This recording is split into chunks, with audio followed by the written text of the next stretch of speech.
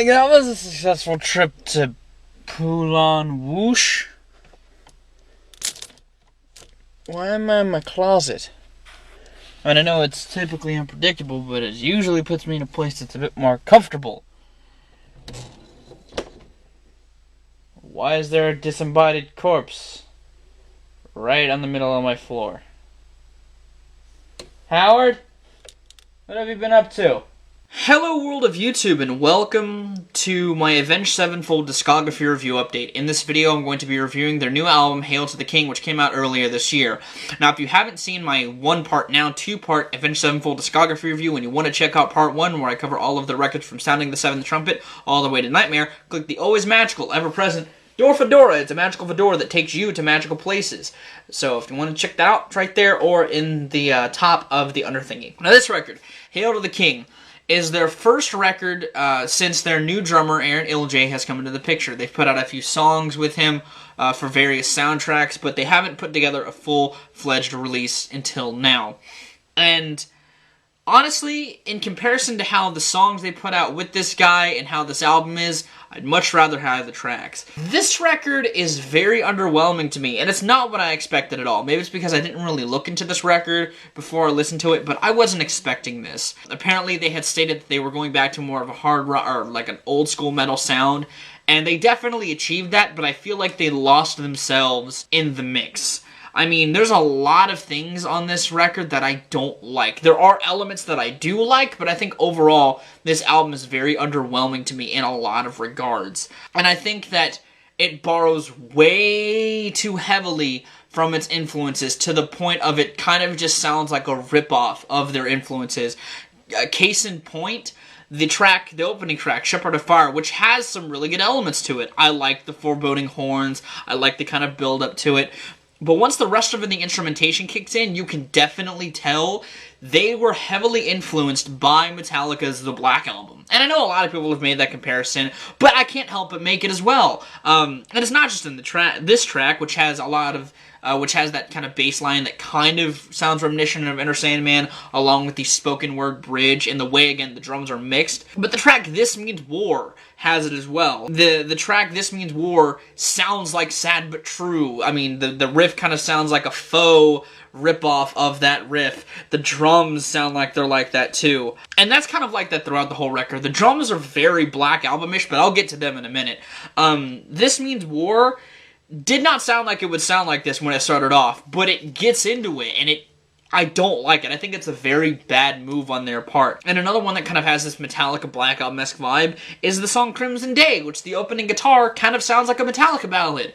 I'm not saying that Metallica is what used to be my favorite band, and they're still one of my favorite bands. I get that they've influenced a lot of people, but I don't think that they should have done this. I don't think Avenged Sevenfold should have done this. And I feel like part of the reason it sounds like this is because the drums on this record are not good.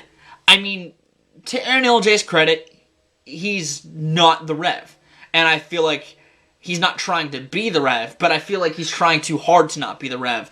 The drum lines on this thing and the drums on this thing, except for a few songs in the tail end, are extremely dull and boring. And I feel like the guitars are kind of pandering to that. The guitars on this thing feel like they're trying to do more, but the drums are so simplistic that they're essentially just the metal Meg White. I know that it's a very bold thing to say, and I'm not trying to diss Meg White's drums because I love the White Stripes and I love the simplicity within her drums, but I don't expect that from a band like Avenged Sevenfold. I think that the drums on this thing really bring down the record, aside from the tracks, and it's like that throughout the whole thing, aside from the tracks Coming Home and Planets. Even on a track like Heretic, which sounds very Avenged Sevenfold-esque. It sounds like something that could be an offcut from City of Evil. The drums bring that track down a bit to me.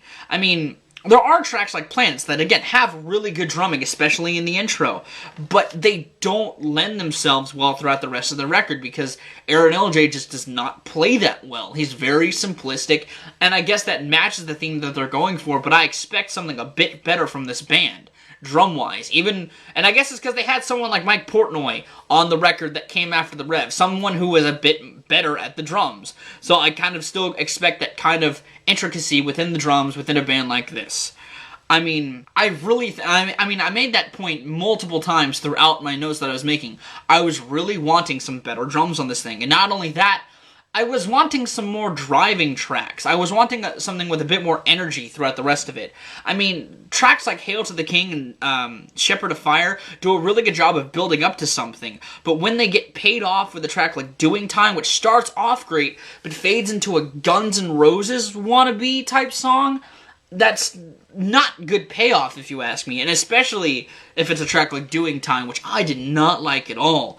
I mean, I think that was the point where I started to feel like the guitars were pandering to the drums, because tracks like Hail to the King and Shepherd of Fire do a decent job of building things up. I actually really like the title track on this record. I like the guitar line that's in the opening and how it kind of resurfaces.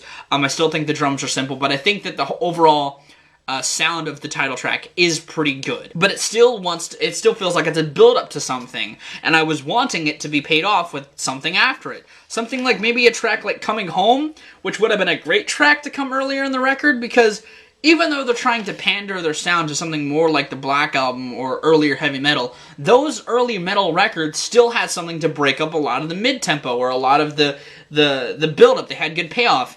The Black Album, for instance, had a track like Holier Than Thou, which came in earlier in the record to kind of add some driving force to these mid-tempo styled songs that were new from Metallica.